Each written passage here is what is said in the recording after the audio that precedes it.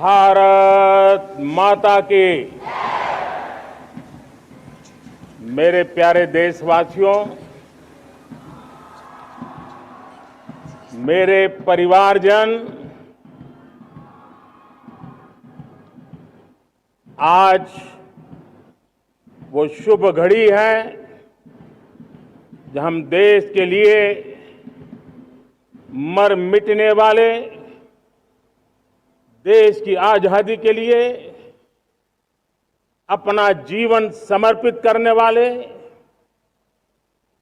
आजीवन संघर्ष करने वाले, फांसी के तख्त पर चढ़कर के भारत मां की जय के नारे लगाने वाले अनगिनत आजादी के दीवानों को नमन करने का ये पर्व है, उनका पुण्य स्मरण करने का पर्व है। आजादी के दीवानों ने आज हमें आजादी के इस पर्व में स्वतंत्रता की सांस लेने के लिए सौभाग्य दिया है। यह देश उनका ऋणी है। ऐसे हर महापुरुष के प्रति हम अपना श्रद्धा भाव व्यक्त करते हैं। मेरे प्यारे देशवासियों, आज जो महानुभाव राष्ट्र रक्षा के लिए और राष्ट्र निर्माण के लिए पूरी लगन से, पूरी प्रतिबद्धता के साथ देश की रक्षा भी कर रहे हैं, देश को नई ऊंचाई पर ले जाने का प्रयास भी कर रहे हैं।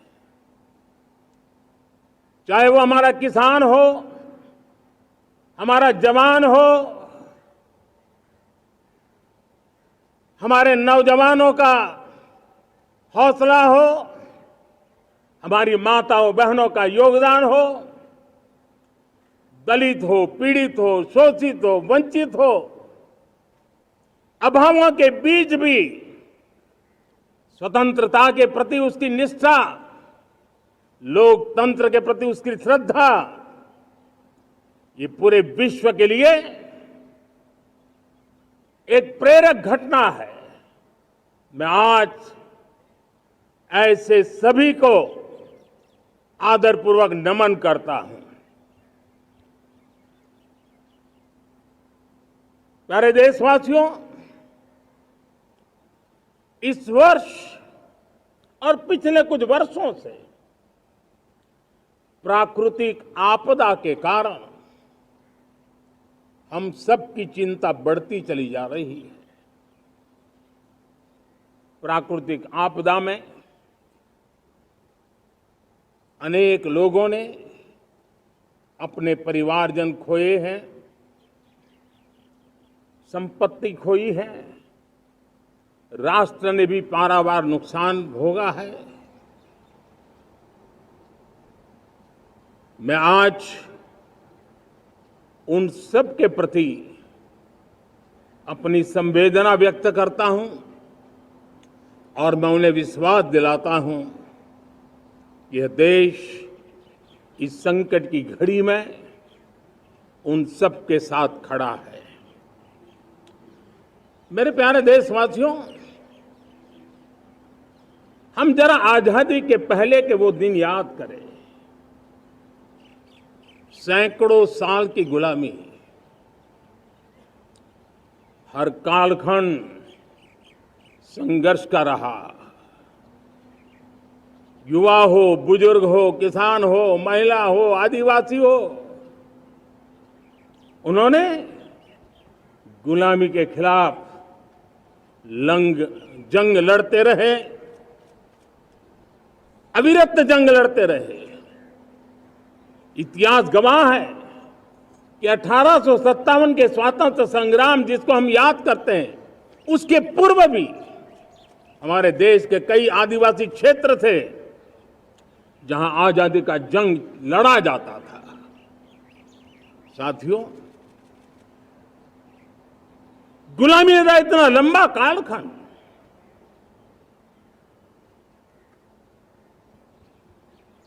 जुल्मी शासक अपरंपार यातनाएं, सामान्य से सामान्य मानवीयों का विश्वास तोड़ने की हर तरकीब है, उसके बावजूद भी उस समय की जनसंख्या के हिसाब से करीब 40 करोड़ देशवासी आजादी के पूर्व 40 करोड़ देशवासियों ने वो जज्बा दिखाया, वो सामर्थ्य दिखाया, वो एक सपना लेकर के चले, एक संकल्प लेकर के चलते रहे, जूझते रहे। एक ही स्वर था, वंदे मातरम। एक ही सपना था, भारत की आजादी का। 40 करोड़ देशवासियों ने, और हमें गर्व है कि हमारी रगों में उन्हीं का खून है, वो हमारे पूर्वज थे। सिर्फ 40 करोड़ लोगों ने दुनिया की महासत्ता को उखाड़ करके फेंक दिया था, गुलामी की जंजीरों को तोड़ दिया था। अगर हमारे पूर्वज, जिनका खून हमारी रगों में है, आज हम तो 140 करोड़ है। अगर 40 करोड़ गुलामी की बेड़ियों को तोड़ सकते हैं, अगर 40 करोड़ आजादी के सपने को पूर्ण कर सकते हैं, आजादी लेकर के रह सकते हैं, तो 140 करोड़ देश के मेरे नागरिक, 140 करोड़ मेरे परिवारजन अगर संकल्प लेकर के चल पड़ते हैं, एक दिशा निर्धारित करके चल पड़ते हैं, कदम से कदम मिलाकर, कंधे से कंधा मिलाकर अगर चल पड़ते हैं, तो चुनौतियां कितनी भी क्यों ना हो, अभाव की मात्रा कितनी ही तीव्र क्यों ना हो, संसाधनों के लिए जूझने की नौबत हो, तो भी हर चुनौती को पार करते हुए हम समृद्ध भारत बना सकते हैं। हम 2047 विकसित भारत का लक्ष्य प्राप्त कर सकते हैं। अगर 40 करोड़ देशवासी अपने पुरुषार्थ से, अपने समर्पण से, अपने त्याग से, अपने बलिदान से आजादी दे सकते हैं, आजाद भारत बना सकते हैं, तो 140 करोड़ देशवासी उसी भाव से समृद्ध भारत भी बना सकते हैं। साथियों, वो एक समय था जब लोग देश के लिए मरने के लिए प्रतिबद्ध थे और आजादी मिली थी। आज ये समय है देश के लिए जीने की प्रतिबद्धता का। अगर देश के लिए मरने की प्रतिबद्धता आजादी दिला सकती है, तो देश के लिए जीने की प्रतिबद्धता समृद्ध भारत भी बना सकती है।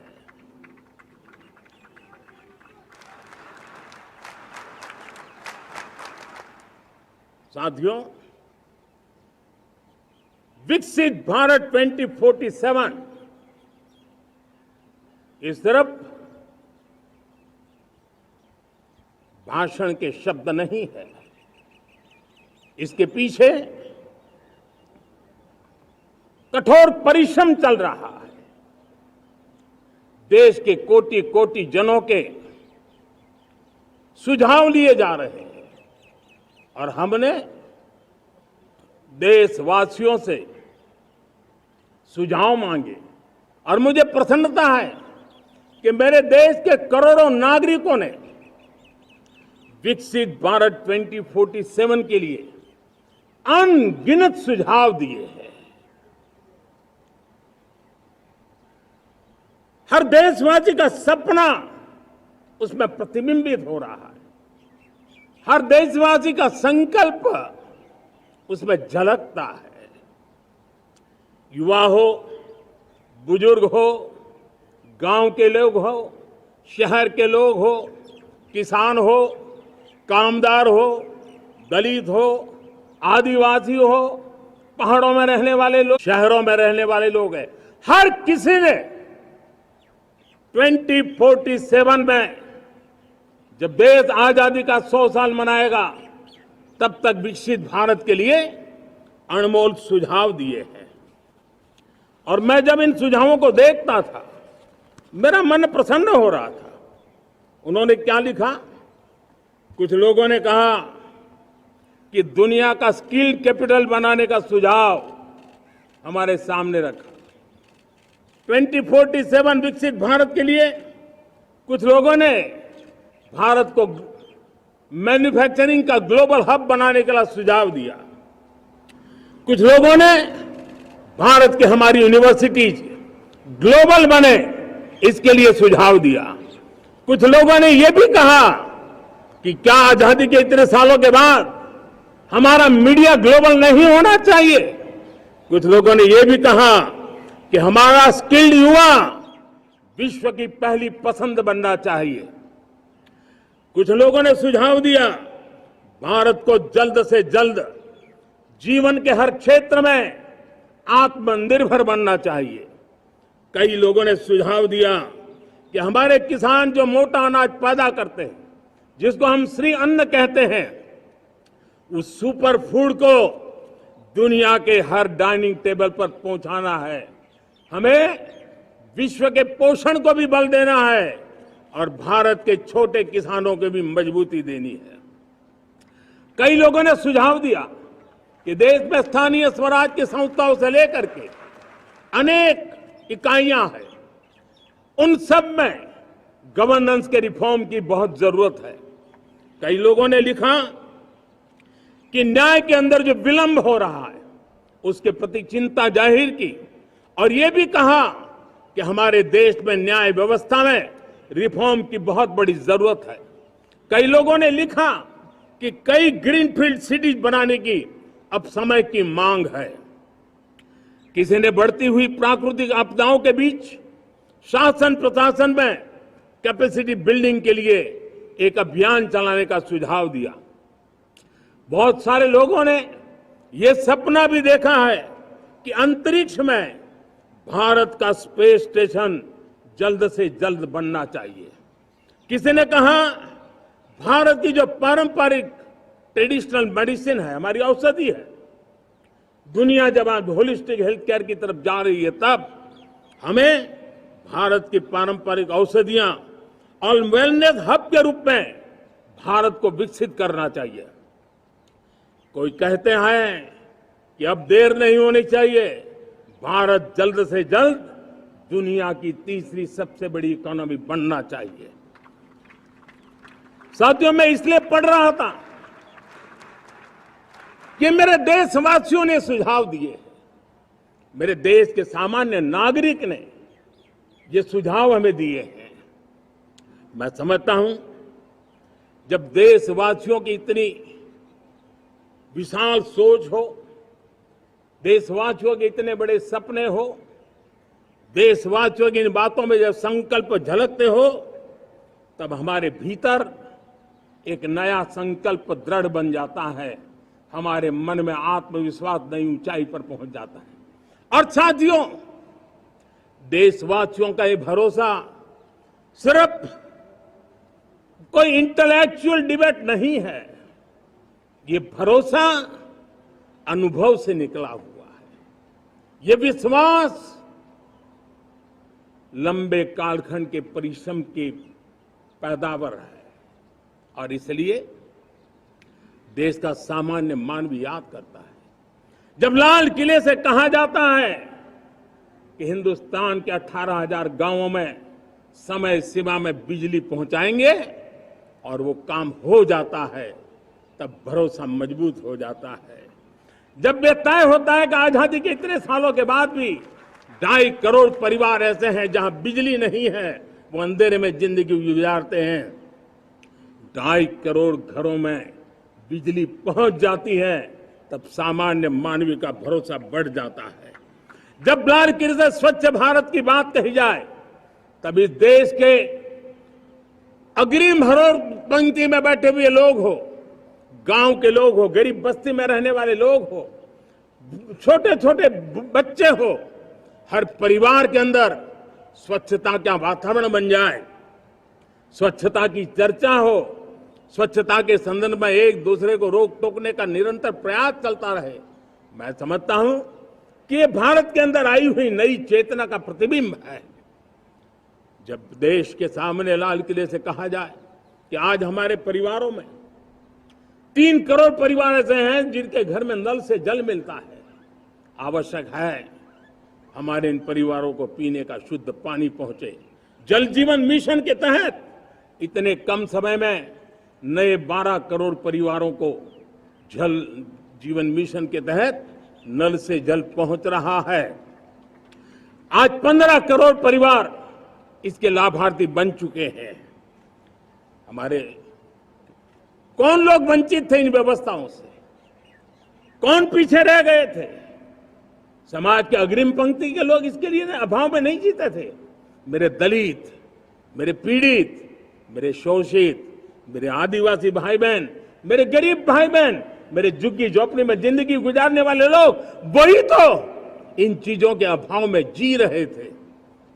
हमने अनेक ऐसे प्राथमिक आवश्यकताओं की पूर्ति के लिए जो प्रयास किया और उसका परिणाम हमारे इन सारे समाज के बंधुओं को मिला है। हमने वोकल फॉर लोकल का मंत्र दिया। आज मुझे खुशी है कि वोकल फॉर लोकल ने अर्थतंत्र के लिए एक नया मंत्र बन गया है।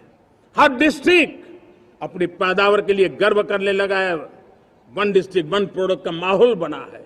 अब 1 डिस्ट्रिक्ट 1 प्रोडक्ट को 1 डिस्ट्रिक्ट का 1 प्रोडक्ट एक्सपोर्ट कैसे हो, उस दिशा में हर जिले सोचने लगे हैं। रिन्यूएबल एनर्जी का संकल्प लिया था। G20 समूह के देशों ने जितना किया है उससे ज्यादा भारत ने किया है, और भारत ने ऊर्जा के क्षेत्र में आत्मनिर्भर बनने के लिए, ग्लोबल वार्मिंग की चिंताओं से मुक्ति पाने के लिए हमने काम किया है। साथियों, देश गर्व करता है आज जब फिनटेक की सफलता को लेकर पूरा विश्व भारत से कुछ सीखना समझना चाहता है, तब हमारा गर्व और बढ़ जाता है। साथियों, हम कैसे भूल सकते हैं कोरोना के वो संकट काल। विश्व में सबसे तेज गति से करोड़ों लोगों को वैक्सीनेशन का काम हमारे इसी देशों में हुआ। यही देश हैं जो कभी आतताई आतंकवादी हमें आकर के मार के चले जाते थे। जब देश की सेना सर्जिकल स्ट्राइक करती है, जब देश की सेना एयर स्ट्राइक करती है, तो देश के नौजवानों का सीना ऊंचा हो जाता है, तन जाता है, गर्व से भर जाता है। और यही बातें हैं जो आज 140 करोड़ देशवासियों का मन गर्व से भरा हुआ है, आत्मविश्वास से भरा हुआ है। साथियों, इन सारी बातों के लिए एक सुविचारित प्रयास हुआ है। रिफॉर्म की परंपरा को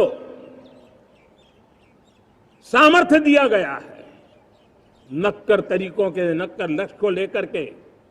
और जब राजनीतिक नेतृत्व की संकल्प शक्ति हो, दृढ़ विश्वास हो, जब सरकारी मशीनरी उसको लागू करने के लिए समर्पण भाव से जुट जाती है, और जब देश के हर नागरिक उस सपने को पूरा करने के लिए, जन भागीदारी करने के लिए, जन आंदोलन बनाने के लिए आगे आता है, तब हमें निश्चित परिणाम मिलता ही रहता है। मेरे प्यारे देशवासियों, हम ये न भूलें कि इस देश उस परिस्थितियों से भी दशकों तक भी आजादी के बाद समय बिताया है, जब होती है, चलती है, अरे यार ये तो चलेगा, अरे हमें क्या मेहनत करने की जरूरत है, अरे मामला है अगली पीढ़ी दिखेगी, अरे हमको मौका मिला है यार, मौज कर लो, आगे वाला आगे का जाने, हमें क्या कर रहा है, हम अपना समय निकाल दें। अरे नया करने जाओगे कोई बवाल उठ जाए, पता नहीं क्यों देश में स्टेटस को का माहौल बन गया था। जो है उसी से गुजारा कर लो, यही का माहौल बन गया था। और लोग तो कहते हैं अरे भाई छोड़ो, अब कुछ होने वाला नहीं है, चलो, ऐसा ही मन मर गया था। हमें इस मानसिकता को तोड़ना था, हमें विश्वास से भरना था और हमने उस दिशा में प्रयास किया। कई लोग तो कहते थे, अरे भाई अगली पीढ़ी के लिए काम हम अभी से क्यों करें, हम तो आज का देखें। लेकिन देश का सामान्य नागरिक ये नहीं चाहता, वो बदलाव के इंतजार में था, वो बदलाव चाहता था, उसकी ललक थी, लेकिन उसके सपनों को किसी ने तवज्जो नहीं दी, उसकी आशा आकांक्षाओं को अपेक्षाओं को तवज्जो नहीं दी गई और उसके कारण वो मुसीबतों को झेलते हुए गुजारा करता रहा, वो रिफॉर्म्स का इंतजार करता रहा। हमें जिम्मेदारी दी गई और हमने बड़े रिफॉर्म्स जमीन पर उतारे। गरीब हो, मिडिल क्लास हो, हमारे वंचित लोग हो, हमारी बढ़ती जाती शहरी आबादी हो, हमारे नौजवानों के सपने हो, संकल्प हो, आकांक्षाएं हो, उनके जीवन में बदलाव लाने के लिए रिफॉर्म का मार्ग हमने चुना। और मैं देशवासियों को विश्वास दिलाना चाहता हूं, रिफॉर्म के प्रति हमारी जो प्रतिबद्धता है वो पिंक पेपर के एडिटोरियल के लिए सीमित नहीं है। हमारे रिफॉर्म्स की ये प्रतिबद्धता है, वो 4 दिन की वाहवाही के लिए नहीं है। हमारी रिफॉर्म्स की प्रक्रिया किसी मजबूरी में नहीं है, देश को मजबूती देने के इरादे से है। और इसलिए मैं आज कह सकता हूं, रिफॉर्म का हमारा मार्ग एक प्रकार से ग्रोथ की ब्लूप्रिंट बनी हुई है। ये हमारा रिफॉर्म, ये ग्रोथ, ये बदलाव, ये सिर्फ डिबेट क्लब के लिए, इंटेलेक्चुअल सोसाइटी के लिए, एक्सपर्ट लोगों के लिए सिर्फ चर्चा का विषय नहीं है। साथियों, हमने राजनीतिक मजबूरी के कारण नहीं किया है। हम जो कुछ भी कर रहे हैं वो राजनीति का भागा गुणा करके नहीं सोचते हैं। हमारा एक ही संकल्प होता है, नेशन फर्स्ट, नेशन फर्स्ट, राष्ट्रहित सुप्रीम, ये मेरा भारत महान बने, इसी संकल्प को लेकर के हम कदम उठाते हैं। साथियों, जब रिफॉर्म की बात आती है, एक लंबा परिवेश है। अगर मैं उसकी चर्चा में चला जाऊंगा तो शायद घंटों निकल जाएंगे, लेकिन मैं छोटा सा उदाहरण देना चाहता हूं। बैंकिंग क्षेत्र में जो रिफॉर्म हुआ, आप सोचिए बैंकिंग क्षेत्र का क्या हाल था। न विकास होता था, न विस्तार होता था, न विश्वास बढ़ता था। इतना ही नहीं, जिस प्रकार की कारनामे चले उसके कारण हमारे बैंक संकटों से गुजर रहे थे। हमने बैंकिंग सेक्टर को मजबूत बनाने के लिए अनेकविध रिफॉर्म्स किए और आज उसका कारण हमारी बैंक विश्व में जो इन्हीं गुने मजबूत बैंक के हैं उसमें भारतीय बैंकों ने अपना स्थान बनाया है। और जब बैंक मजबूत होती है ना, तब फॉर्मल इकोनॉमी की ताकत भी बढ़ती है। जब बैंक की व्यवस्था बन जाती है, जब सामान्य खास करके मध्यम वर्ग के परिवार की जो रिक्वायरमेंट होती है उसको पूरा करने की सबसे बड़ी ताकत बैंकिंग सेक्टर में होती है। अगर उसको होम लोन चाहिए, उसको व्हीकल का लोन चाहिए, मेरे किसान को ट्रैक्टर के लिए लोन चाहिए, मेरे नौजवानों को स्टार्टअप के लिए लोन चाहिए, मेरे नौजवानों को कभी पढ़ने के लिए, एजुकेशन के लिए लोन चाहिए, किसी को विदेश जाने के लिए लोन चाहिए, ये सारी बातें उसे संभव होती है। मुझे तो खुशी है कि मेरे पशुपालक भी, मेरे मछली पालन करने वाले भाई बहन भी आज बैंकों से लाभ ले रहे हैं। मुझे खुशी है मेरे रेहड़ी पटरी वाले लाखों भाई बहन आज बैंक से साथ जुड़ करके अपनी नई ऊंचाइयों को प्राप्त कर रहे हैं और विकास की दिशा में वो भागीदार बन रहे हैं। हमारे एमएसएमई, हमारे लघु उद्योग के लिए तो बैंक एक सबसे बड़ी सहायक होती है। उसको रोजमर्रा पैसों की जरूरत होती है अपने नित्य मर्जी पर प्रगति के लिए, और उस काम को हमारी मजबूत बैंकों के कारण संभव हुआ है। साथियों, दुर्भाग्य से हमारे देश में आजादी तो मिली, लेकिन लोगों को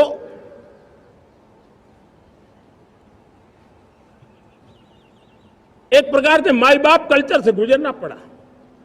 सरकार के पास मांगते रहो, सरकार के पास हाथ फैलाते रहो, किसी की सिफारिश के लिए रास्ते खोजते रहो। वही कल्चर डेवलप हुआ था।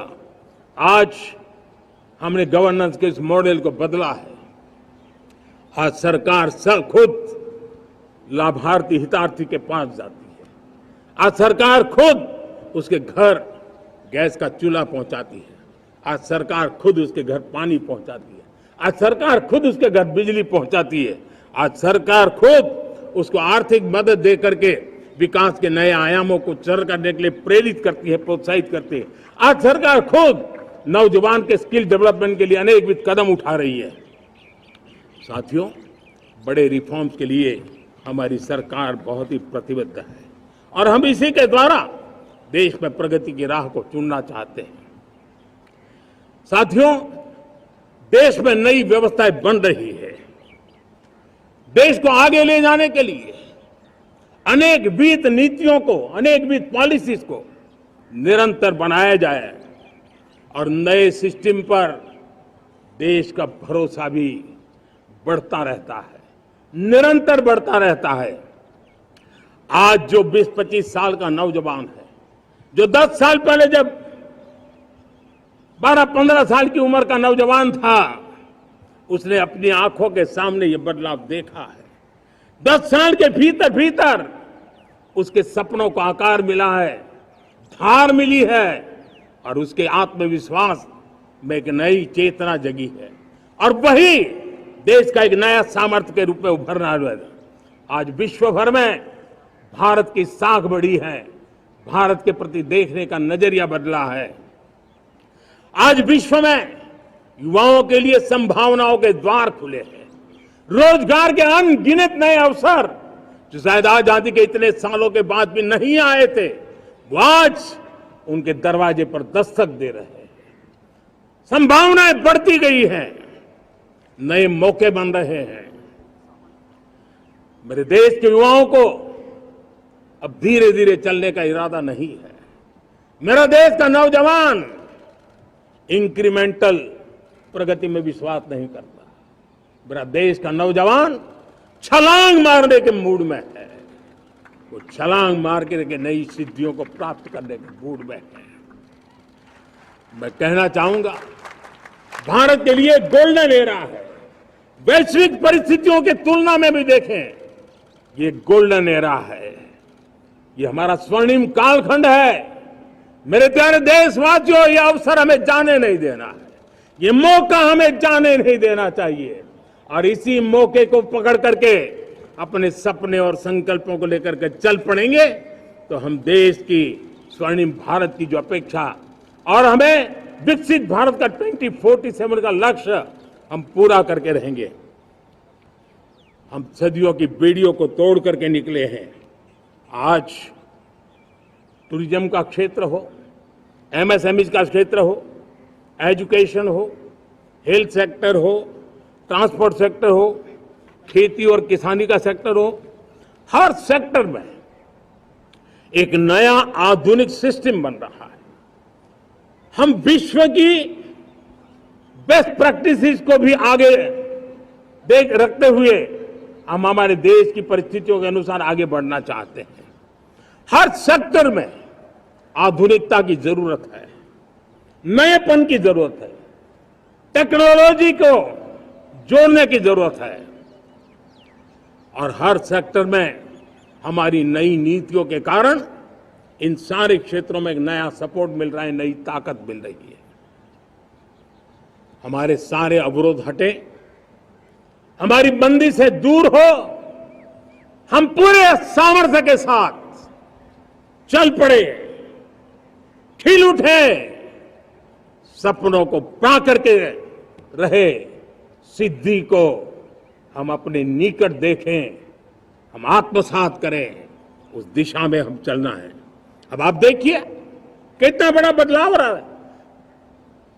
मैं एकदम जमीनी स्तर की बात करूं, विमेन सेल्फ हेल्प ग्रुप आज 10 साल में हमारे 10 करोड़ बहनें विमेन सेल्फ हेल्प ग्रुप में जुड़ी है। 10 करोड़ नई बहनें।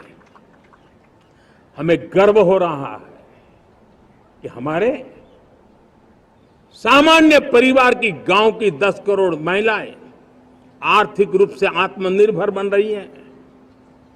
और जब महिला आर्थिक रूप से आत्मनिर्भर बनती हैं, तब परिवार की निर्णय प्रक्रिया की हिस्सेदार बनती हैं, एक बहुत बड़ी सामाजिक परिवर्तन की गारंटी लेकर के आती है। मुझे गर्व है इस बात पर, लेकिन साथ साथ मुझे गर्व इस बात का भी है कि हमारे सीईओ आज दुनिया भर के अंदर अपनी धाक जमा रहे हैं। भारत के हमारे सीईओ विश्व भर में अपनी धाक जमा रहे हैं। हमारे लिए खुशी की बात है कि एक तरफ मेरे सीईओ दुनिया भर में नाम कमा रहे हैं, भारत का नाम बढ़ा रहे हैं, तो दूसरी तरफ विमेन सेल्फ हेल्प ग्रुप से 1 करोड़ मेरी सामान्य परिवार की माताएं बहनें लखपति दीदी बनती है। मेरे लिए ये भी उतना ही गर्व की बात है। अब हमने सेल्फ हेल्प ग्रुप को 10 लाख रुपए से 20 लाख रुपए देने का निर्णय किया है। अब तक 9 लाख करोड़ रुपए बैंकों के माध्यम से हमारे इन विमेन सेल्फ हेल्प ग्रुप को मिले हैं, और जिसकी मदद से वो अपने अनेकविध कामों को बढ़ावा रहे हैं। मेरे साथियों, मेरे नौजवान इस तरफ ध्यान दें। स्पेस सेक्टर एक फ्यूचर है हमारे साथ जुड़ा हुआ, एक महत्वपूर्ण पहलू है। हम उस पर भी बल दे रहे हैं। हमने स्पेस सेक्टर में बहुत रिफॉर्म किए हैं। जिन बंधनों में हमने स्पेस सेक्टर को बांध के रखा था, उसे हमने खोल दिया है। आज सैकड़ों स्टार्टअप्स स्पेस के सेक्टर में आ रहे हैं।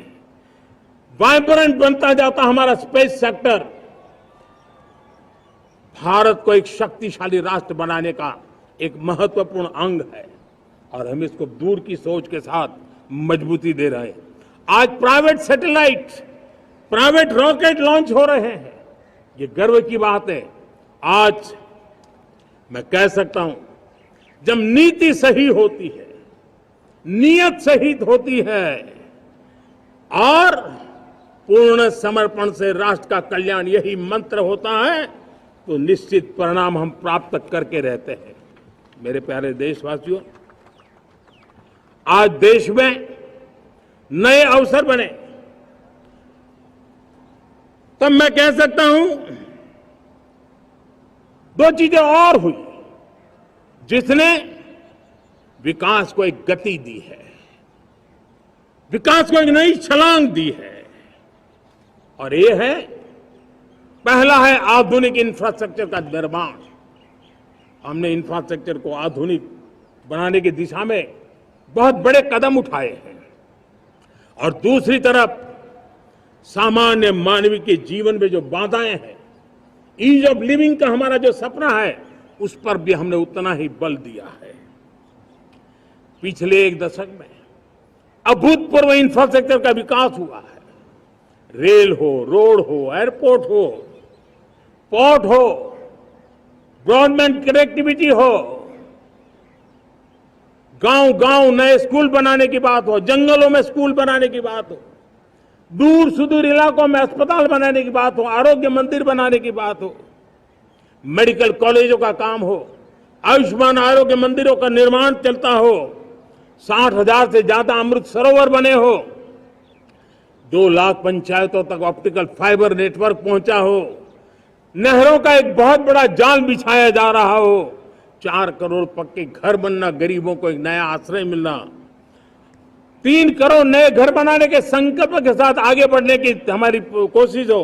हमारा पूर्वी भारत, नॉर्थ ईस्ट, उसका इलाका आज इंफ्रास्ट्रक्चर के लिए जाने जाना लगा है। और हमने ये जो कायाकल्प किया है, उसका सबसे बड़ा लाभ समाज के उन वर्गों तक हम पहुंचे हैं जो ग्रामीण सड़कें वहां बनी है, जिनकी तरफ कोई देखता नहीं था, जिस इलाकों को नहीं देखता था, जिन गांवों को नहीं देखता था।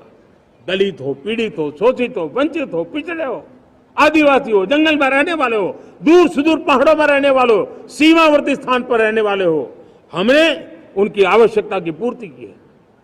हमारे मछुआरे भाई बहनों की आवश्यकताओं को पूरा करना, हमारे पशुपालकों के जीवन को बदलना, एक प्रकार से सर्वांगीण विकास का प्रयास हमारी नीतियों में रहा, हमारी नीयत में रहा है, हमारे रिफॉर्म में रहा है, हमारे कार्यक्रमों में रहा है, हमारी कार्यशैली में रहा है। और उस सबसे बड़ा लाभ मेरे युवाओं को होता है। उनको नए नए अवसर मिलते हैं, नए नए क्षेत्र में कदम रखने का उसके लिए संभावनाएं बन जाती है। और वही तो सबसे ज्यादा रोजगार दे रहा है। और सबसे ज्यादा रोजगार प्राप्त करने का अवसर इन्हीं समय में उनको मिला है। हमारा जो मध्यम वर्गीय परिवार है, मध्यम वर्गीय परिवार को क्वालिटी ऑफ लाइफ वो स्वाभाविक उसकी अपेक्षा रहती है। वो देश के लिए बहुत देता है, तो देश का भी दायित्व है कि उसकी जो क्वालिटी ऑफ लाइफ पे जो उसकी अपेक्षाएं हैं, सरकार की कठिनाइयों से मुक्ति की उसकी जो अपेक्षाएं हैं, उसको पूर्ण करने के लिए हम निरंतर प्रयास करते हैं। और मैंने तो सपना देखा है कि 2047 जब विकसित भारत का सपना होगा तो उसकी एक इकाई ये भी होगी कि सामान्य मानव के जीवन में सरकार की दखलें कम हो, जहां सरकार की जरूरत हो वहां अभाव न हो, और जहां सरकार की बेकारण प्रभाव भी न हो, इस प्रकार की व्यवस्था पर हम प्रतिबद्ध हैं। मेरे प्यारे देशवासियों, हम छोटी छोटी जरूरतों पर भी ध्यान देते हैं, हम छोटी छोटी आवश्यकताओं पर ध्यान देते हैं और उसको लेकर हम चलते हैं। चाहे हमारे गरीब का घर का चूल्हा जलता रहे, गरीब की मां को कभी आंसू पी करके सोना न पड़े, और इसके लिए मुफ्त इलाज की योजना हमारी चल रही है। बिजली, पानी, गैस अब सैचुरेशन के मूड पर है। और जब हम सैचुरेशन की बात करते हैं वो 100% होता है। जब सैचुरेशन होता है तो उसको जातिवाद का रंग नहीं लगता है। जब सैचुरेशन होता है तो उसमें पांथिकता का रंग नहीं लगता है। जब सैचुरेशन का मंत्र होता है तब सच्चे अर्थ में सबका साथ सबका विकास का मंत्र साकार होता है। लोगों के जीवन में सरकार की दखल कम हो, उस दिशा में हमने हजारों कंप्लायंसेस के लिए सरकार सामान्य मानवी पर बोझ डालती थी, उन सारे कंप्लायंसेस को दूर किया। हमने देशवासियों के लिए 1,500 से ज्यादा कानूनों को खत्म कर दिया ताकि कानूनों की जंजाल के अंदर देशवासियों को फंसना न पड़े। हमने छोटी छोटी गलतियों के कारण ऐसे कानून बने थे उनको जेल में अंदर धकेल दिया जाए। हमने उन छोटे छोटे कारणों से जेल जाने के जो परंपराएं थी उन सारे कानूनों को नष्ट कर दिया और उसको कानूनों को जेल भेजने के प्रावधान को व्यवस्था से बाहर कर दिया है। आज हमने जो आजादी की विरासत के गर्व की बात हम जो करते हैं, सदियों से हमारे पास जो क्रिमिनल लॉ थे, आज हमने उसको नए क्रिमिनल लॉ जिसको हमने न्याय संहिता के रूप में, और जिसके मूल में दंड नहीं पर नागरिक को न्याय, इस भाव को हमने प्रबल बनाया है। ईज ऑफ लिविंग बनाने के लिए देशव्यापी मिशन में काम करे। हर लेवल पर मैं सरकार के प्रतिनिधियों का आह्वान करता हूं।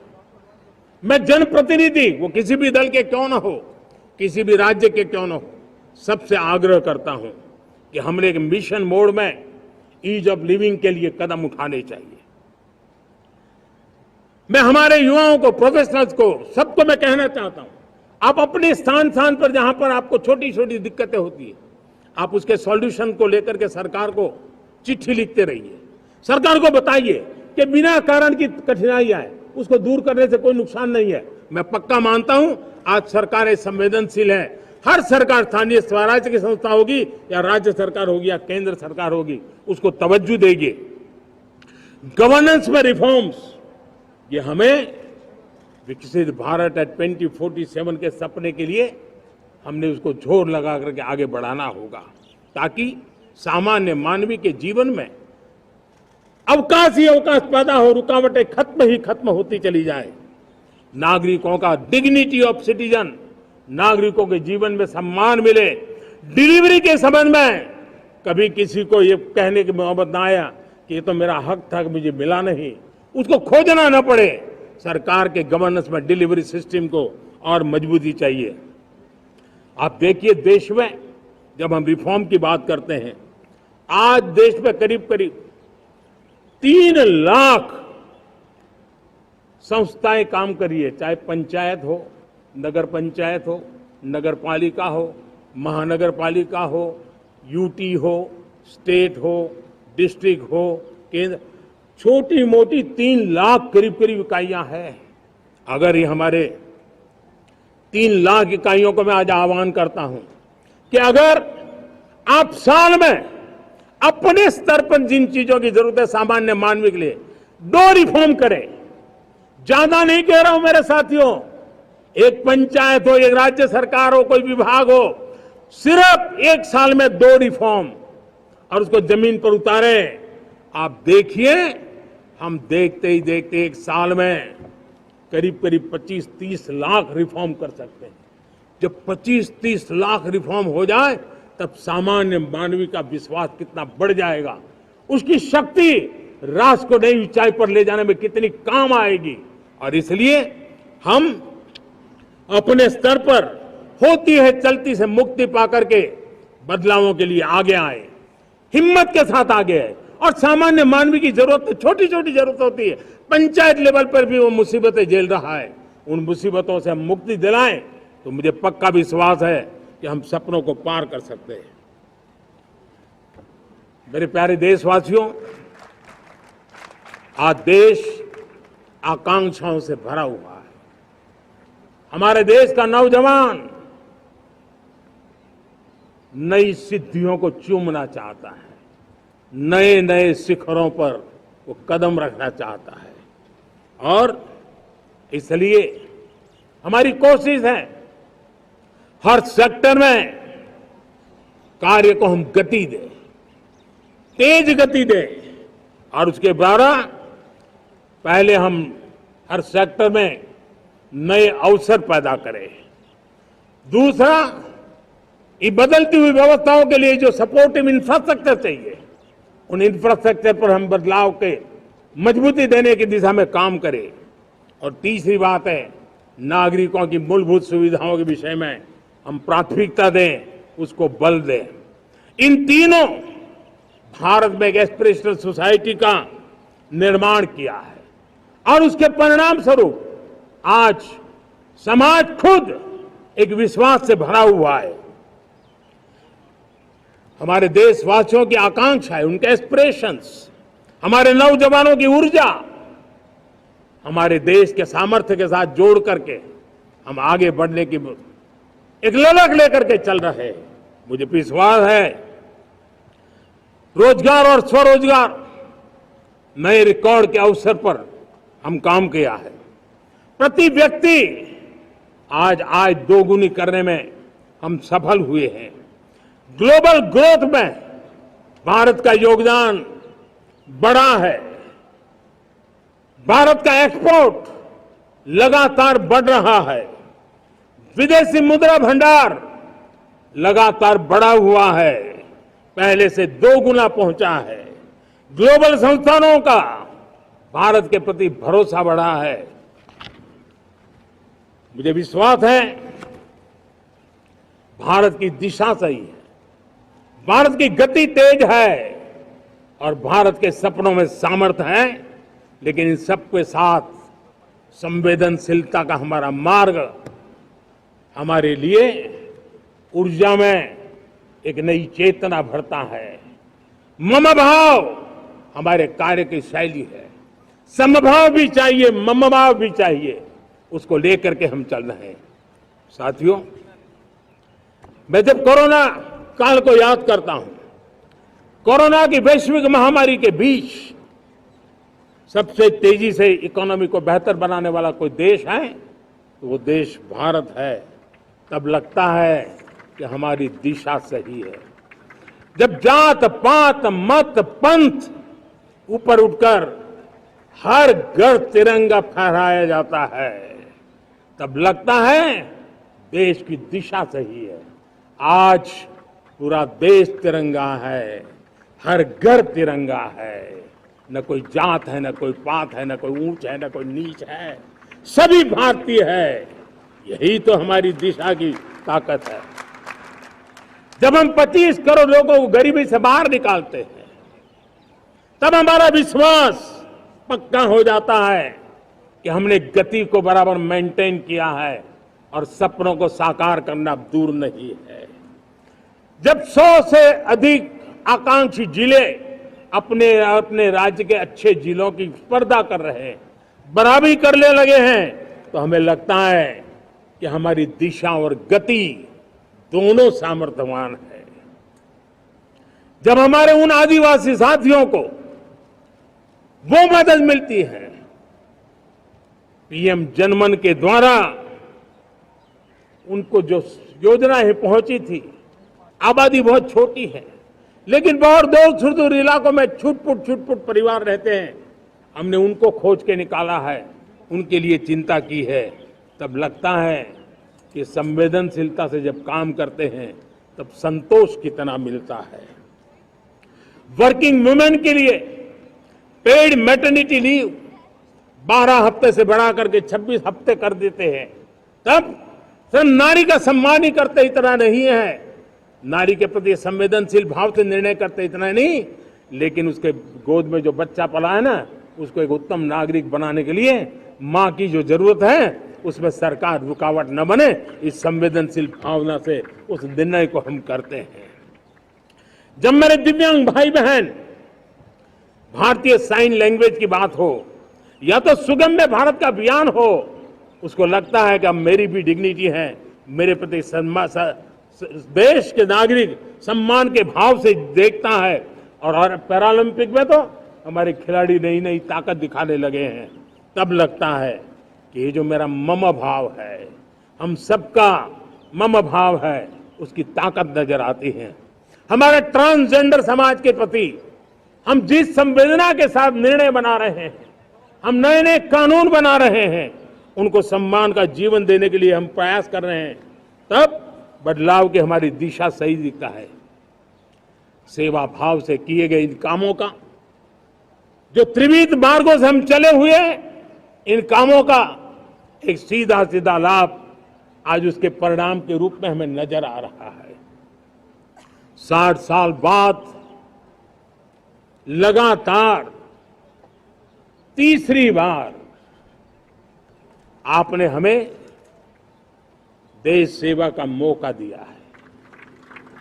मेरे 140 करोड़ देशवासी, आपने जो आशीर्वाद दिए हैं, उस आशीर्वाद में मेरे लिए एक ही संदेश है, जन जन की सेवा, हर परिवार की सेवा, हर क्षेत्र की सेवा, और सेवा भाव से समाज की शक्ति को साथ लेकर के विकास की नई ऊंचाइयों पर पहुंचना, 2047 विकसित भारत के सपने को लेकर के चलना, उसी एक संदेश को लेकर मैं आज लाल किले की प्राचीर से हमें आशीर्वाद देने के लिए मैं कोटि कोटि देशवासियों का सर झुका करके आभार व्यक्त करता हूं। मैं उनके प्रति नतमस्तक होता हूं और मैं उनको विश्वास दिलाता हूं कि हमें नई ऊंचाइयों को नए जोश के साथ आगे बढ़ना है। हमें सिर्फ जो हो गया है वो संतोष मान करके बैठने वाले हम लोग नहीं हैं, वो हमारे संस्कार में नहीं है। हम कुछ और करने के लिए, कुछ और आगे बढ़ने के लिए और कुछ और नई ऊंचाइयों को पार करने के लिए हम आगे बढ़ना चाहते हैं। विकास को, समृद्धि को, सपनों को साकार करने को, संकल्प को लिए जीवन खपाने को हम अपना स्वभाव बनाना चाहते हैं, देशवासियों का स्वभाव बनाना चाहते हैं। मेरे प्यारे देशवासियों, आज नई शिक्षा नीति बहुत एक मात्रा में कई राज्यों ने उसको अच्छे इनिशिएटिव लिए हैं और उसके कारण आज एक 21वीं सदी के अनुरूप हमारी शिक्षा व्यवस्था को जो हम बल देना चाहते हैं और विकसित भारत के सपने के लिए जिस प्रकार से मानव समूह तैयार करना चाहते हैं, नई शिक्षा नीति बहुत बड़ी भूमिका अदा। मैं नहीं चाहता हूं कि मेरे देश के नौजवानों को अब विदेशों में पढ़ने के लिए मजबूर होना पड़े। मध्यम वर्गीय परिवार के लाखों करोड़ों रुपया बच्चों को विदेश पढ़ने के लिए भेजने में खर्च हो जाए। हम यहां ऐसी शिक्षा व्यवस्था का विकसित करना चाहते हैं कि मेरे देश के नौजवानों को विदेश जाना न पड़े। मेरे मध्यम वर्गीय परिवारों को लाखों करोड़ रुपया खर्च करना न पड़े। इतना ही नहीं, ऐसे संस्थान निर्माण हो ताकि विदेशों से लोग भारत के अंदर उनका मुंह मोड़े। अभी अभी हमने बिहार का हमारा गौरवप्रद इतिहास रहा है, नालंदा यूनिवर्सिटी का पुनर्निर्माण किया है। फिर से एक बार नालंदा यूनिवर्सिटी काम करना शुरू कर दिया है। लेकिन हमें शिक्षा के क्षेत्र में फिर से एक बार सदियों पुराने उस नालंदा स्पिरिट को जगाना होगा, उस नालंदा स्पिरिट को जीना होगा, उस नालंदा स्पिरिट को लेकर के बड़े विश्वास के साथ विश्व की ज्ञान की परंपराओं को नई चेतना देने का काम हमें करना होगा। मुझे पक्का विश्वास है कि नई शिक्षा नीति ने मातृभाषा पर बल दिया है। मैं राज्य सरकारों से कहूंगा, मैं देश की सभी संस्थानों से कहूंगा कि भाषा के कारण हमारे देश की टैलेंट को रुकावट नहीं आनी चाहिए, भाषा अवरुद्ध नहीं होनी चाहिए। मातृभाषा का सामर्थ्य हमारे देश के छोटे छोटे गरीब से गरीब मां के बेटे को भी सपने पूरा करने का ताकत देता है। और इसलिए हमने हमारी मातृभाषा में पढ़ाई, जीवन में मातृभाषा का स्थान, परिवार में मातृभाषा का स्थान, उसकी ओर हमें बल देना होगा। मेरे प्यारे देशवासियों, जिस प्रकार से आज विश्व का बदलाव नजर आ रहा है और तब जाकर के स्किल का महत्व बहुत बढ़ गया है और हम स्किल को और नई एक ताकत देना चाहते हैं। हम इंडस्ट्री 4.0 को ध्यान में रख करके हम स्किल डेवलपमेंट चाहते हैं। हम जीवन के हर क्षेत्र में, हम एग्रीकल्चर सेक्टर में भी कैपेसिटी बिल्डिंग करने के लिए स्किल डेवलपमेंट चाहते हैं। हम तो हमारा सफाई का क्षेत्र हो, उसमें भी एक नए स्किल डेवलपमेंट की ओर बल देना चाहते हैं। और हम स्किल इंडिया प्रोग्राम को बहुत व्यापक रूप से इस बार लेकर के आए हैं। बजट में भी इसका बहुत बड़ा, इस बजट में इंटर्नशिप को भी हमने बल दिया है ताकि हमारे नौजवानों को एक एक्सपीरियंस मिले, उनकी कैपेसिटी बिल्डिंग हो और बाजार में उनका ताकत दिखाई दे। उस प्रकार से मैं स्किल युवाओं को तैयार करना चाहता हूं। और इसलिए कई बार, और दोस्तों, आज विश्व की परिस्थिति को देखते हुए मैं साफ साफ देख रहा हूं कि भारत का स्किल्ड मैन पावर जो है, हमारा स्किलफुल जो नौजवान है, वो ग्लोबल जॉब मार्केट में अपनी दमक बनाए। हम उस सपने को लेकर के आगे चल रहे हैं। साथियों, विश्व जिस तेजी से बदल रहा है, जीवन के हर क्षेत्र में साइंस और टेक्नोलॉजी का महत्व बढ़ता चला जाने वाला है। हमें साइंस को बहुत बढ़ देने की आवश्यकता है। और मैंने देखा, चंद्रयान की सफलता के बाद हमारे स्कूल कॉलेज के अंदर साइंस और टेक्नोलॉजी के प्रति एक नई रुचि का वातावरण बना है, नई दिलचस्पी बढ़ी है। तब हमारे शिक्षा संस्थानों ने ये जो मनोभाव बना है, उसको नर्चर करने के लिए आगे आना होगा। भारत सरकार ने भी रिसर्च के लिए सपोर्ट बढ़ा दिया है। हमने ज्यादा से ज्यादा चेयर स्थापित किए हैं।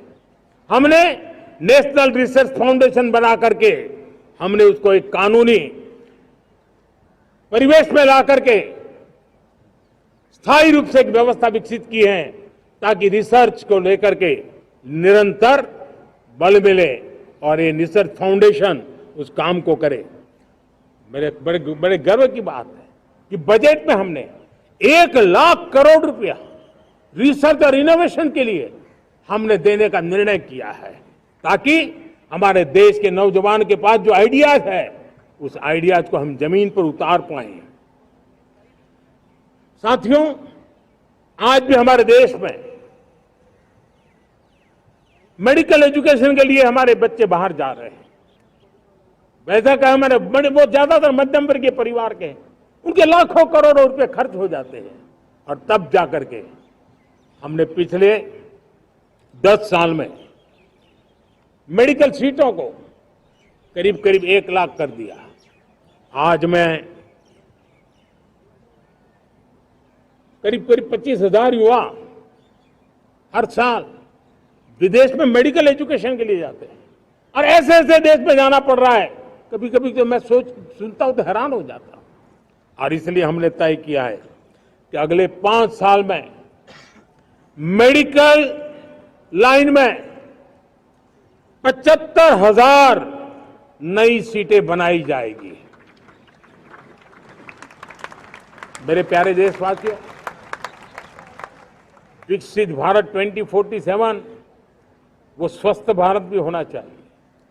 और जब स्वस्थ भारत हो तो आज जो बच्चे हैं उनके पोषण पर आज से ही ध्यान देने की जरूरत है। और इसलिए हमने विकसित भारत की जो पहली पीढ़ी है उनकी तरफ विशेष ध्यान दे करके हमने पोषण का एक अभियान चला है। हमने राष्ट्रीय पोषण मिशन शुरू किया है। पोषण को हमने प्राथमिकता दी है।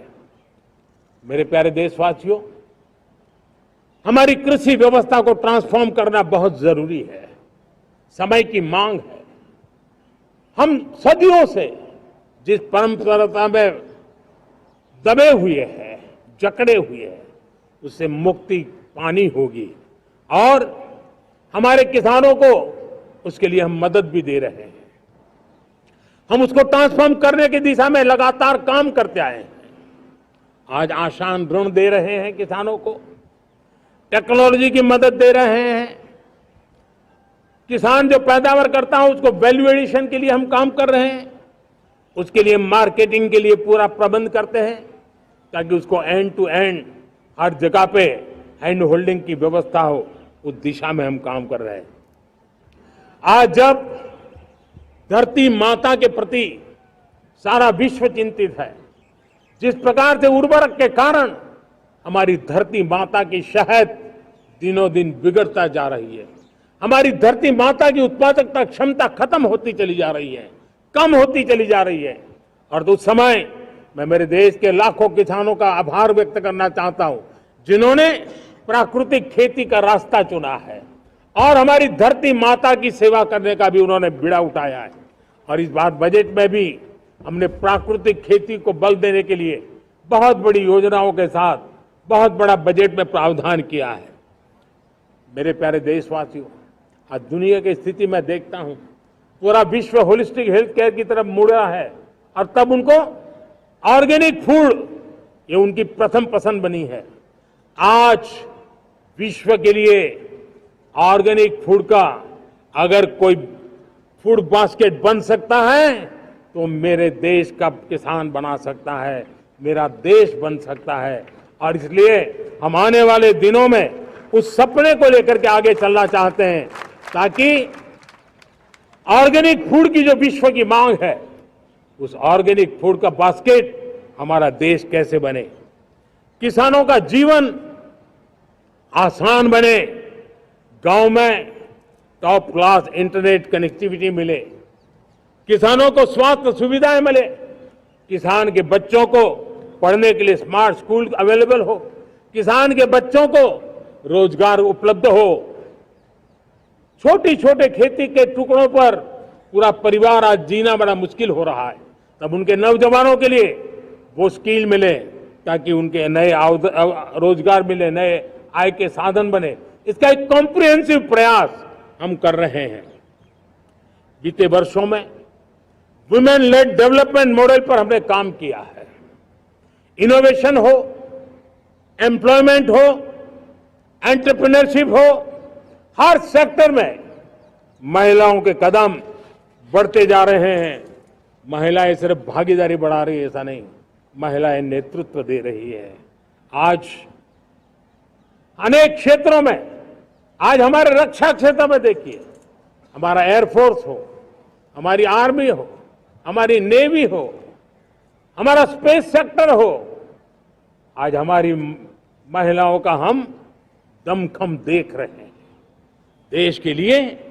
लेकिन दूसरी तरफ कुछ चिंता की बातें भी आती हैं और मैं आज लाल किले से फिर बार एक अपनी पीड़ा व्यक्त करना चाहता हूं।